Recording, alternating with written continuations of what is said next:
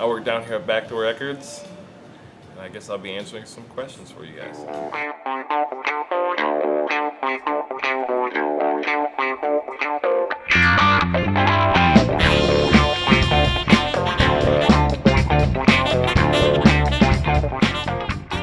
So why do you think bands are still putting their music on vinyl even though it's more expensive and time consuming?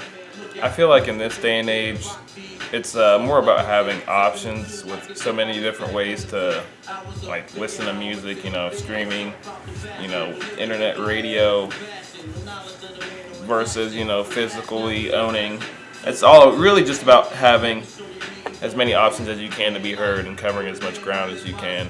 Because just as easily as there's a market for people that solely stream, there's also, a market of people that just like to purchase a physical copy. And whenever you go down that route, buying physical stuff, the record has always been considered, the highest quality, the top tier way to own a physical copy. So I feel like it's really just more about having options in general. First question, why do you prefer albums over streaming or downloading music? I like the nuances that one hears on vinyl as opposed to something that has been digitally remixed or mastered. Anytime that you are using any type of digital types of formats, there is some type of compression involved with it, which that's good because I do like streaming and I do like the way that we can move around our files. But if you listen to vinyl, you pick up on those things that are not compressed. Sometimes you can hear, for example, the person actually hitting with their hand on a guitar string or something like that. To me, it's very pure, it's very raw, and in my opinion, it's how the musicians recorded it. I prefer vinyl just because they're tangible objects that you can hold, whereas with streaming or vinyl, it's just a digital file. There's no physical experience with that.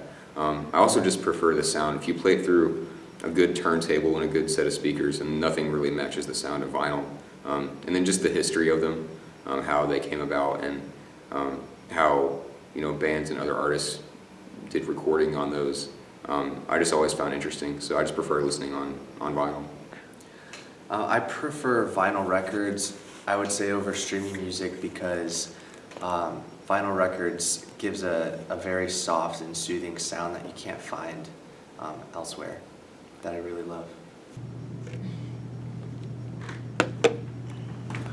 All right. And then turn on motor.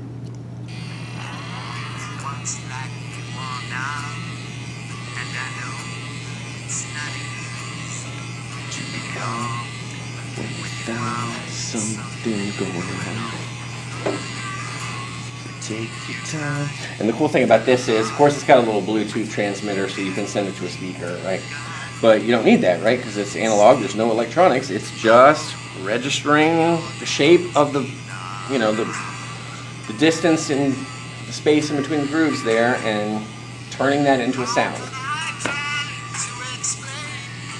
When I do, it turns away. Alright, so that's analog. What's your favorite album that you own on vinyl? I have a lot of really good albums that I own. My collection's pretty small itself, but the ones that I do have are ones that really matter to me. I actually found a bunch of my dad's old records a few years ago, just old 70s records, Doobie Brothers, Boston, a lot of those old 70s kind of feel-good classic rock bands, and so a lot of those are some of my favorites. But my personal favorite one is one that I got for Christmas a few years ago, which is Stevie Ray Vaughan's Texas Flood album.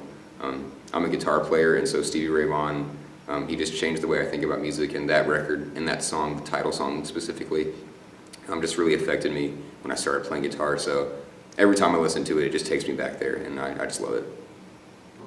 Oh, that's easy to say because we have Tom Petty here for many displays. Do I have a favorite?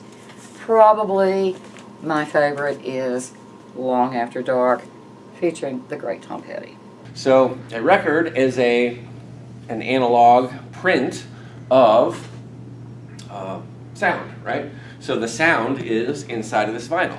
So when we were talking about microphones and how, you know, you've got the diaphragm and the speaker, right, that pulsates, you know, at different intensities to register the different amplitudes, the different frequencies of the wave, right? On a record, it's really, really tiny and you can't see it, but there's all these little grooves, you know, etched into, literally pressed into a piece of vinyl. Do you think bands will continue to put their music on vinyl, or will they switch to digital only? In the year 2009 to 2010, there was a resurgence. People started to get interested in albums, and they were going and starting to collect them. There is an old saying that all that is old is new, all that is new is old.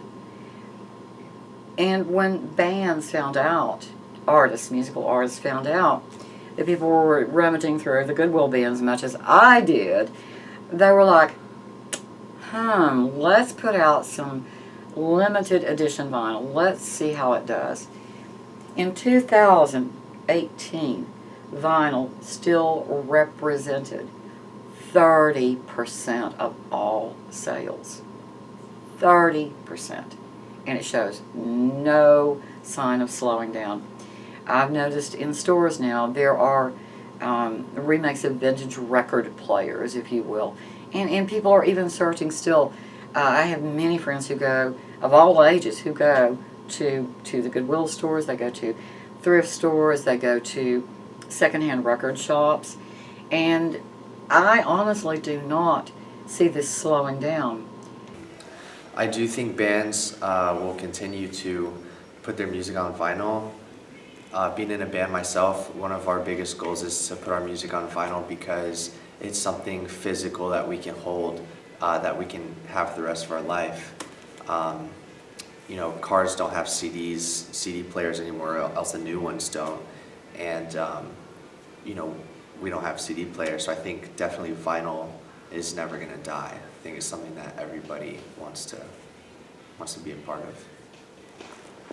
Will it slow down ever? Why, sure, yes, it will someday. But for right now, get yourself a record player and go get you some vinyl. All right, very cool.